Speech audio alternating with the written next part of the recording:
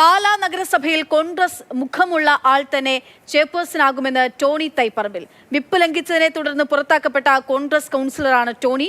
പാലായിലെ കോൺഗ്രസുകാർക്ക് വേണ്ടിയാണ് ഈ നിലപാടെടുക്കുന്നതെന്നും ടോണി, പാർട്ടി അയോഗ്യതാ നടപടിയുമായി മുന്നോട്ട് പോകില്ല എന്നാണ് വിശ്വാസമെന്നും ടോണിയുടെ പ്രതികരണം ഉണ്ടാവുകയാണ്. ഈ റിപ്പോർട്ടോടുകൂടി വാർത്താ ബുള്ളറ്റിൻ പൂർണ്ണമാകും. ശേഷം സമഗ്ര വാർത്തകളുമായി വാർത്തകൾ ഇതുവരെയിൽ മൊത്തി രാജേഷ്. നമസ്കാരം.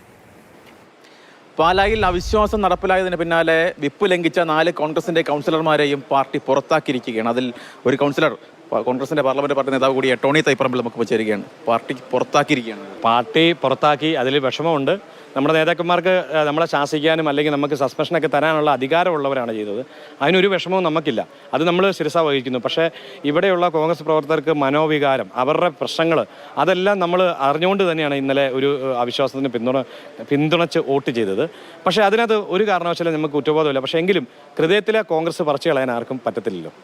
പാർട്ടി ചതിച്ചവരെ പാർട്ടിക്ക് വേണ്ടെന്നാണ് DCC പ്രസിഡന്റ് പറയുന്നത്. ഞാൻ പാർട്ടിയെ ചതിച്ചിട്ടില്ല. ഇവിടെ പാലായിലെ മണ്ഡലം കമ്മിറ്റിയാണ് ആദ്യം പ്രമേയം പാസ്സാക്കിയത്. ആ മണ്ഡലം കമ്മിറ്റിയിലെ പൊതുവികാരം, ഇവിടെ സാധാ ജനങ്ങളായിട്ടുള്ള കോൺഗ്രസ് പ്രവർത്തകരാണ് ഞങ്ങളോട് പറഞ്ഞത്. അവരുടെ പൊതുവികാരമാണ് പ്രമേയത്തിലൂടെ വന്നത്. ആ പ്രമേയത്തിനെയാണ് ഞങ്ങൾ പിന്തുണച്ചത്. അധികാരത്തിന് വേണ്ടിയാണ് ഇത്തരത്തിൽ എന്നൊക്കെയാണ് DCC പ്രസിഡന്റ് പറയുന്നത്. ഞങ്ങൾ അധികാരത്തിന് വേണ്ടിയായിരുന്നെങ്കിൽ എത്രയോ മുന്നേ ഞങ്ങൾക്ക് അധികാരം പിടിക്കായിരുന്നു. ഞങ്ങൾ 6 പേരുണ്ടായിരുന്നവരായിരുന്നു. 3 കൗൺസിലർമാരുള്ള ഈ പറയുന്ന നമ്മുടെ സ്വതന്ത്ര മുന്നണി, അവർക്ക് കീഴ്പ്പെട്ടുകൊണ്ട് ഞങ്ങൾ അധികാരം വിട്ടുകൊടുത്തവരാണ്, സാക്രിഫൈസ് ചെയ്തവരാണ്. പിന്നെ ഞങ്ങൾ അധികാരക്കൊതി എന്ന് പറയുന്നതിൽ എന്തൊരു കാര്യമുണ്ട്? ആണെങ്കിലും എന്താണ് ഭാവിയിലുള്ള കാര്യങ്ങളൊക്കെ? ഭാവിയിൽ ഞാൻ പറഞ്ഞല്ലോ, കോൺഗ്രസ് മുഖമുള്ള, കോൺഗ്രസിനെ സ്നേഹിക്കുന്ന ഒരു ചെയർപേഴ്സൺ ഉണ്ടാവും. അത് എല്ലാ പാർട്ടിയും എല്ലാ ജാതി മത വിഭാഗത്തിനെയും ഉൾക്കൊണ്ടുകൊണ്ട് സാധാരണക്കാരുടെ പ്രശ്നങ്ങളിൽ ഇറങ്ങിക്കൊണ്ട് നല്ല വികസന കാഴ്ചപ്പാടുള്ള ഒരു ചെയർപേഴ്സൺ ഉടൻ തന്നെ ഉണ്ടാവും. നേതൃത്വം ഇത് മനസ്സിലാക്കും, ഇവിടുത്തെ വികാരം മനസ്സിലാക്കും, അയോഗ്യതയുമായി ബന്ധപ്പെട്ട നടപടികളിലേക്കൊന്നും പോകില്ല എന്ന് കരുതുന്നുണ്ടോ?